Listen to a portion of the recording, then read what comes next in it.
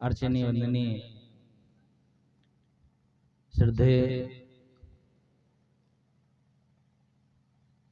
श्री सना साहेब जी, लखनऊ से पधारे श्री विवेकशरण साहेब जी, मंचासीन संत गुरुजन, साध्वियां और भक्त सज्जनों तथा देवियों, यहाँ मैं कई वर्षों से आ रहा हूँ, 20-25 वर्षों से। काफी समय से इस क्षेत्र में देखता हूँ कि संतों का आगमन होता है, लेकिन उस ढंग से कोई आश्रम नहीं स्थापित हुए। अब हमारे बीच से कुछ संत साध्वियां, जैसे हमारे पास बैठी हैं भुवनेश्वरी जी, इनका भी आश्रम का निर्माण हो रहा है। असीम जी ने प्रयास किया है, आप लोगों का सहयोग रहेगा तो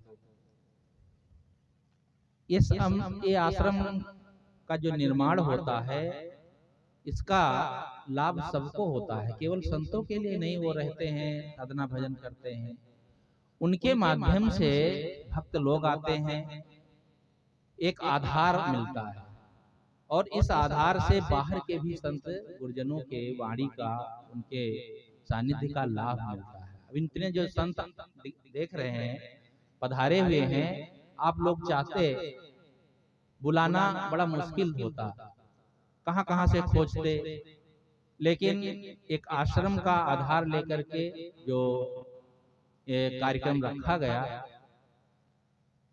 इसके आधार में दूर दूर से संत जन पधारे, साधी बहनें इतनी दूर दूर से आई, कितना कष्ट उठा करके लोग आ जाते हैं। इसलिए आप सबका भी ये दायित्व बनता है कि ऐसे आश्रमों में तन मन धन से सहयोग करें, जिससे कि इसकी उन्नति हो। आर्थिक भौतिक उन्नति के साथ साथ ही हमारी आध्यात्मिक उन्नति निहित होती है। आध्यात्मिक उन्नति कहीं अलग से नहीं होगी, व्यवहार और परमार्थ दोनों साथ साथ चलते हैं। केवल व्यवहार से भी पूरा काम नहीं होगा, और केवल परमार्थ से भी नहीं होगा। दोनों के लिए शुरुआती दौर में तो व्यवहार ही चाहिए, और इसके लिए हमारी सोच सही हो। अभी संचालक जी कह रहे थे, आप लोगों को ये सब सोचना चाहिए। बार बार ये जो कहा जाता है, इसका मतलब है कि हम यदि इस पर सोचेंगे तो निश्चित है कि हमारे द्वारा इस सोच का लाभ दूसरों को भी मिलेगा। हम जैसा सोचते हैं उसी के अनुरूप ही जीवन में काम होते हैं। गांधी जी के 3 बंदर देखे हैं, चित्र में देखे होंगे, फोटो में कहीं मूर्तियां भी होती हैं। तो कान पर हाथ रखा है एक बंदर, आंख पर, मुंह पर। उसका एक यही उद्देश्य है बताने का कि बुरा मत सोचो, बुरा मत बोलो, बुरा मत सुनो। लेकिन एक चौथा बंदर है, गांधी जी बनाए होंगे, वो पीछे तरफ होगा, नहीं बनाए हो तो आप लोग बना लीजिएगा। वो सिर पर हाथ रखकर कहता है बुरा मत सोचो। यदि व्यक्ति बुरा ना सोचे तो बुरा कैसे बोलेगा, कैसे बुरा सुन सकता है। गलत देखना, सुनना, बोलना तभी होता है जब हमारी सोच गलत होती है। हमारी सोच पॉजिटिव होनी चाहिए, सकारात्मक होनी चाहिए। हम किसी के प्रति जब राग द्वेष की बात सोचते हैं तो हमारा मन जब खिन्न होता है तो उसका प्रभाव दूसरे पर भी पड़ता है, सामने वाले पर भी पड़ता है। और गलत हम सोचे ही क्यों? दुनिया में अच्छाइयां अधिक हैं, अच्छे लोग अधिक हैं, अधिक ही नहीं अधिकतम है। लेकिन हम हर समय यही कहते हैं, अरे दुनिया बहुत बिगड़ी जा रही है। जरा ये मीडिया वाले भी ऐसे खूब नमक मिर्चा लगा लगा करके दिखाते रहते हैं, अखबारों में भी छापते रहते, ये बिगड़ गया, वो बिगड़ गया, वहां डकैती, वहां चोरी, वहां लूट, सब इसी को ज्यादा प्रचारित करते हैं। लेकिन देखा जाए, सर्वेक्षण किया जाए तो अच्छे लोगों की संख्या ज्यादा है, और उन अच्छों में अपना नाम लिखाना चाहिए। जैसे अभी उस चिड़िया का उदाहरण सुन रहे थे, हमारा ध्येय होना चाहिए सकारात्मक सोच का। एक गिलास में कोई पानी लाता है और आधा गिलास पानी है, एक व्यक्ति कहता है आधा गिलास खाली है भैया, दूसरा कहता नहीं नहीं आधा गिलास भरा है। बात दोनों की सही है ना। जब आधा गिलास पानी है तो जो कह रहा आधा गिलास खाली है उसकी बात सही, और जो कहता है भरा उसकी बात भी सही। लेकिन सोच में अंतर, एक पॉजिटिव सोच रहा है और एक निगेटिव सोच रहा है, और एक विवेकवान है और ज्यादा समझदार है तो तीसरी बात सोचता है। वो क्या जानते हैं कि पूरा गिलास भरा है। आप कहें ऐसा कैसे हो सकता है, जब आधा गिलास पानी है तो पूरा गिलास कैसे भरा? आधा पानी से भरा है, आधा हवा से भरा है। कहीं जगह खाली होती है, कहीं खाली नहीं। जहाँ खाली जगह देखेंगे वहां हवा होगी। तो उस गिलास में आधा पानी है जो दिख रहा है, और आधी हवा है जो दिखती नहीं, लेकिन भरा है पूरा गिलास। ये सोच, सब में अच्छाइयाँ, सब भरे हैं, सब अच्छे हैं। मेरी बहू बहुत अच्छी है, मेरी बेटी बहुत अच्छी है। कितने घरों में जो समझदार माताएं हैं तो खूब प्रशंसा करती है, गुरुजी मेरी जो बहू है, मैं तो कभी बहू शब्द नहीं कहती हूँ, बेटी ही कहती हूँ, बेटी मानती भी हूँ। इतना प्रफुल्लित होकर के रहते हैं, व्यवहार करते हैं, बड़ा आनंद आता है। लेकिन निगेटिव सोचने वाले इसके उल्टा करते हैं। हम जीवन में कैसे जीते हैं ये हमारी सोच पर निर्भर करता है। हमारी सोच अच्छी होनी चाहिए, ये व्यवहार के लिए बहुत आवश्यक है। यदि सोच उल्टा होगी तो निश्चित है हमारा व्यवहार उल्टा होगा। धन का महत्व मत दीजिए, मन को महत्व दीजिए, व्यक्ति का महत्व दीजिए। गुरुदेव अभिलाष साहब कहा करते थे, धन धन नहीं होता है, जन धन होता है। उनका ये सूत्र है। धन आता है, जाता है, बिगड़ता है, बनता है, वस्तुएं बिगड़ जाती हैं, फिर हो जाती हैं। लेकिन जब मन बिगड़ जाता है तो जल्दी नहीं सुधरता है। कपड़ा फट जाए तो सिला जा सकता है, लेकिन मन फट जाए तो सिलने का कोई साधन नहीं। मन को अच्छा बनाए, जीवन को अच्छा बनाए, इसके लिए हमें सतत सावधान रहने की आवश्यकता है। और हम सब कुछ अच्छा बनाते हैं, सुबह से उठते हैं, घर की सफाई, कपड़े की सफाई, सारी व्यवस्था कर लेते हैं, लेकिन मन को खराब करते रहते हैं। सुबह से ही उठ करके गाली गुप्ता, और थोड़ा समझदार हो गए, इतना तो अभद्र नहीं करते हैं, लेकिन ईर्ष्या, द्वेष, राग द्वेष की बातें, पता नहीं क्या क्या करते हैं। जीवन हमको कैसे जीना है ये हम अभी तक सीख नहीं पाए हैं। सभी माताएं चाहती हैं ना जब बहू आए मेरी सेवा करे। मैं बहुत साधारण बात कहता हूँ, चाहती है ना, लेकिन सेवा कराने का ढंग जानती हैं? नहीं जानती। मैं बता दूं, लेकिन ध्यान रखना, बता तो दूंगा लेकिन अब कर पाए तो। है कठिन नहीं है, बड़ा सरल, कर सकती हैं। एक घर में बहू आई, 1 महीना हुआ था, उनके घर में दूध बहुत होता था, तो दूध को दही बना करके और मक्खन निकाल कर घी बना लेते थे, ज्यादा होता था इसलिए। तो घी को गरम कर, मक्खन को जब गरम करते हैं तो घी हो जाता है। तो एक दिन 8-10 किलो मक्खन को गरम किया बहू ने और घी को लेकर के चलने लगी। संयोग से हाथ से फिसल गया, बर्तन उलट गया, तो पूरा घी 10 किलो घी आंगन में फैल गया। कच्चे आंगन में 10 किलो घी फैल जाए तो किस काम का, एक छटाक भी नहीं काम आएगा। जब जब बड़ी गलती हो जाती तो डर ज्यादा लगता, बहू कांप गई, अरे इतना बड़ा नुकसान। और सास सामने ही बैठी थी, जैसे ही देखा बहू के हाथ से घी गिरा, दौड़ी वहां से बड़े जोर। अब उसके तो होश उड़ गए, आज सामत आ गई। लेकिन बहू, सास पास में बहू के आती है और तुरंत अपने पल्लू से झट से उसका पैर पोंछने लगती है। कहती, बहू बेटी तेरे पैर पर तो घी नहीं गिरा। उसने कहा, तब उसके सांस में सांस आई कि माँ ने तो मुझे डांटा नहीं। तब उसने कहा, मम्मी घी खराब हो गया। कोई बात नहीं, घी खराब हो गया, खराब हो जाने दे, लेकिन तेरा पैर बच गया। मैं तो डर गई थी, गुरु कृपा से तेरा पैर सलामत है। बताओ, अगर घी खराब हो गया था तो बन नहीं जाता, और डांट देती तो क्या फर्क, क्या वो घी लौट करके आ जाता। लेकिन उसने एक ऐसी बात कह दी, जरा भी नहीं डांटा, कहा बेटी चिंता मत करो, फिर हो जाएगा। मैं बहुत खुश शुक्रगुजार हूँ गुरुदेव का कि कम से कम तेरा पैर तो बच गया। इस व्यवहार से उस बहू पर इतना अच्छा सकारात्मक असर पड़ा कि वो बहुत प्रेम से खुल करके श्रद्धा पूर्वक सदैव सेवा करती थी वो सास की। और जीवन भर सेवा किया। जब बुढ़ापे में वो कपड़ा न धो पाए, सास गंदे कपड़े धोए, तो एक दिन सास ने कहा, बहू तू गंदे कपड़े धोती है, तुझे बदबू आती होगी, मत धोया कर। कहा नहीं मम्मी, मुझे घी की सुगंधी आती है। घी की सुगंधी कपड़ों से नहीं आती है। ये मन में जब हम समा गए, हमारे वो विचार, वो व्यवहार घी की सुगंधी का काम करते हैं, जो सकारात्मक होते हैं। ऐसा हमें करना चाहिए। यह है व्यवहार की बात। व्यवहार हमें समुज्जल रखना है। दूसरी है परमार्थ।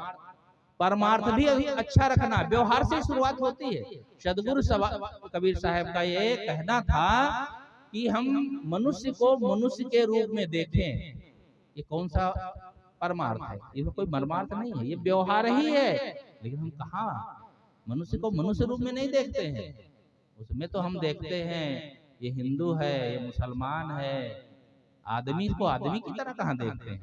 किसी से पूछो आप कौन है, तो तुरंत कहेगा हम तो वर्मा है, या कोई कहेगा कुछ है चंद्राकर है, जात बताएगा। नहीं नहीं, आप क्या करते हैं, तो अपना कर्म बताएगा। मैं मास्टर हूँ या खेती करता हूँ। बहुत सी बातें बता देगा, बहुत से उदाहरण देगा, लेकिन मैं मनुष्य हूँ ये नहीं कह सकता। अगर किसी ने कह भी दिया तो वह मन में ऐसा सोचता नहीं है दूसरे के लिए। मानवता की बात जब तक दिल में नहीं आएगी, समाज में कितना भी उपदेश किया जाए, कितना भी बड़े बड़े कार्यक्रम हो, वह सब निरर्थक जाएगी। हमारा मन स्वीकार करे कि दुनिया में जितने भी मनुष्य हैं वे सब हमारे समान हैं, इसमें कोई भेदभाव नहीं। और कबीर साहब की पहली अपील यही से शुरू होती है, उसके बाद वे सारी बातें हैं। लेकिन हम ये शुरुआत नहीं करते। आज भी ये होता है, बड़ा कष्ट होता है कि आदमी को समझ कैसे नहीं आता है। पढ़ा लिखा समझदार हो गया, कुछ परिवर्तन करना चाहिए, लेकिन ठीक है संविधान में और कुछ ऐसी राजनीतिक परंपरा बनती जा रही है कि जिससे मनुष्य को मनुष्य ही देखेंगे और समानता का व्यवहार होना चाहिए, सब में होना चाहिए। अभी सुन रहे थे कि स्त्री पुरुष में भी भेद ना हो, और भेद रखा गया। इसीलिए तो कितनी माताओं को पढ़ना लिखना नहीं आता है, क्योंकि सिखाया ही नहीं गया, समझाया नहीं गया और उनको पीछे रखा गया। समानता भी होनी चाहिए। और इसके साथ साथ में अध्यात्म के क्षेत्र में हमें ठीक से समझ भी होनी चाहिए। अंधविश्वास, चमत्कार, अंध मान्यताओं के चक्कर में फंस करके हम अपना समय बर्बाद करते हैं, अपनी बुद्धि को कुंठित करते हैं। ये जंतर मंतर, टोना टटका, पता नहीं क्या क्या। कितने लोग शादी ब्याह जब करते हैं तो किसी पंडित पुरोहित के पास जाते हैं और कहते हैं देखो मेरे लड़के की और लड़की की कुंडली मिल रही कि नहीं, इसके ग्रह लगन सही है या नहीं। मिलाते हैं, नहीं ठीक नहीं बैठता।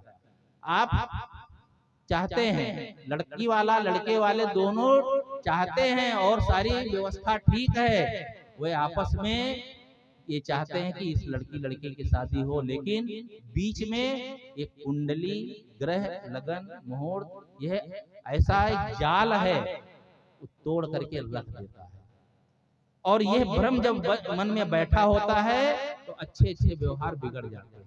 सीता का जब लग्न शोधी गई थी तो कितने मूर्धन विद्वानों ने शोधी दी, विश्वामित्र, वशिष्ठ, सतानंद ब्राह्मण।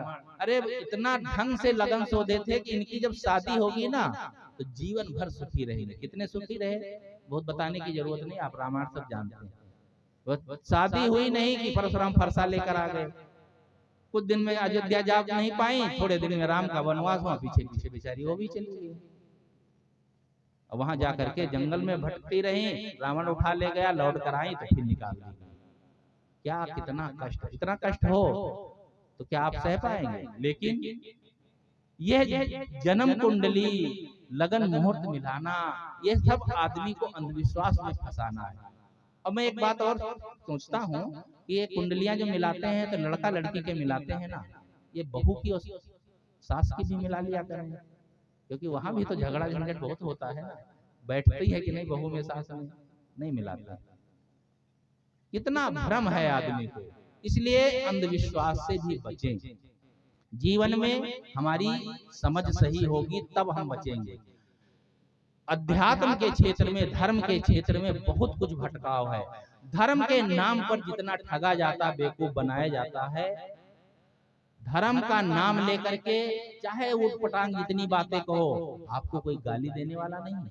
आपके ऊपर मालाएं पहनाई जाएंगी और जय जयकार होगा। कहते हैं ये नेता लोग, वकील, व्यापारी बहुत झूठ झूठ बोल बोल करके लोगों को बेवकूफ बनाते हैं, और ये मंच पर बैठ करके, व्यास गद्दी पर बैठ करके चिल्ला चिल्ला कर कहने वाले, लोगों को बरगलाने वाले, अमुक अंगूठी पहन लो तो ये लाभ हो जाएगा, अमुक ताबीज पहन लो तो ये लाभ हो जाएगा। सड़क पर बैठ करके खाक छान रहा है व्यक्ति और कहता आइए आइए तुम्हारा हाथ देकर बताता हूं तुम्हारे भाग्य में क्या लिखा है। अपना हाथ देकर नहीं देख सकता उसके भाग्य में क्या लिखा है। कैसे कैसे लोगों को भटकाया जाता है। इन बातों में हम आज भी बंधे हुए हैं, पड़े हुए हैं। इसलिए इससे भी अपने आप को बचाना है। तो व्यवहार और परमार्थ दोनों हमारे समुज्जल होना चाहिए। और आज यही दशा है, धर्म का नाम लेकर के लोगों को इतना भटकाया गया है कि इस गंगा में डुबकी लगाओ तो ये लाभ होगा। राजा सगर की पत्नी को 60,000 बच्चे एक साथ पैदा हो गए। बस कहानी लिखी जाती है। अभी कह दिया जाए मनासा, या मनासा जो छोटा है, मंदसौर में एक जिला अस्पताल में एक महिला को 60 बच्चे पैदा हुए, कहेंगे ये गपबाजी है, 60 बच्चे कैसे होंगे। लेकिन पुराणों में लिख दिया जाए, पोथियों में लिख दिया है, मंच पर बैठ करके खूब गाना गा दिया जाए, बस लोग सिर झुकाकर मान लेते हैं। और इसी भटकाव के कारण आज आदमी को सही समझ नहीं हो पा रही है, और उसको सिद्ध भी करते हैं, ऐसे बातों से सिद्ध करते हैं जिसके सिर पर पूंछ है ही नहीं। कहते हैं जब राजा सगर की पत्नी को बच्चे पैदा हुए तो बच्चे नहीं, एक तुमड़ी नुमा पैदा हुआ जिसमें कीड़े के समान मानवाकार रूप में 60,000 बच्चे थे। तो उनको कैसे पालन किया गया। 60,000 घी के घड़े लाए। राजा तो था, घी के घड़े लाने में क्या दिक्कत है। ला करके घी के घड़ों में और एक एक बच्चे को एक एक घड़े में डाल दिया, और सब घी खा खा करके जवान होकर निकल आए। बताओ, बच्चा जब पैदा होता है घी खाता है कि दूध पीता है। और घी के घड़े में बच्चे को डाल दोगे तो डूब के मर जाएगा कि उसमें घी खा करके जवान होकर निकलेगा। क्या ये बुद्धि अकल जो ये लिखने वालों के पास नहीं है। ये लिखा है, मैं अपनी तरफ से कुछ नहीं कह रहा हूँ, सब लिखा है, सब गपोड़ संस्कार। 18 पुराण और महाभारत में छांटे जाए 40,000 गुरुदेव जी कहते थे श्लोक निकलेंगे जो ऐसे ही है। लेकिन ऐसा कोई कह दे, हाँ हम लोग कहेंगे तो कोई फर्क नहीं, लेकिन कोई नेता कह दे तो उसकी जो है खटिया गोल कर दी जाए, खटिया उठा दी जाए, इस तरह गोल। क्योंकि आदमी सुनने को ये तैयार ही नहीं है। सत्य बात, भटकाने वाले लोग हैं, भटकाते रहते हैं। लेकिन मैं दुनिया का ठेका नहीं लिया हूँ, न किसी दूसरे का अपना ठेका भी होता। लेकिन इतना है, हम जिस समाज में हैं, हमारा ये परिवार जो है भक्त समाज, ये तो कम से कम इस बात को सोचे, व्यवहार अच्छा हो, धर्म अच्छा हो, धर्म के क्षेत्र में चले, धर्म के नाम पर लोगों को बरगलाए ना, ये बात हम समझें। धर्म सच्चा और खराब इसीलिए कहा जाता है कि सच्चे धर्म को हम समझें। सही धार्मिक कौन है? जो धर्म का बढ़ावा कर, धर्म का विनाश करने वाले कोई दूसरे नहीं है। ये धर्म का जो चोंगा पहने ऐसे ही लोग हैं। मैं एक उदाहरण करके अपनी बात समाप्त करता हूँ। ये घटना है प्रयागराज की।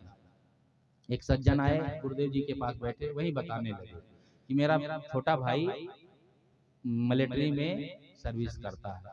वो अपनी पत्नी को लेकर के यही प्रयागराज से निकल रहा था। गाड़ी यहाँ बदलना था तो 4-5 घंटे का बीच में गैप था। तो उसने सोचा, लोग कहते हैं संगम में नहाने से पुण्य मिलता है, पाप धुल जाते हैं। अब पाप तो मैंने कोई किया नहीं, और पुण्य मिलेगा कि नहीं मिलेगा ये भी कोई जरूरी नहीं। थोड़ा कबीरपंथी परिवार का था, समझदार था, लेकिन लोग करते हैं तो चलो हम भी कर लेते, चलो डुबकी एक लगा लेते, थोड़ा पूजा पाठ कराते हैं। पत्नी ने कहा हाँ चलो आए हैं संयोग से, टाइम भी है। दोनों चले गए, एक दुकान के पास पत्नी को बैठा दिया, कहा यहाँ बैठो मैं सामान ले आता हूँ। गली में गया, नारियल पूजा पाठ करने वाला लेने।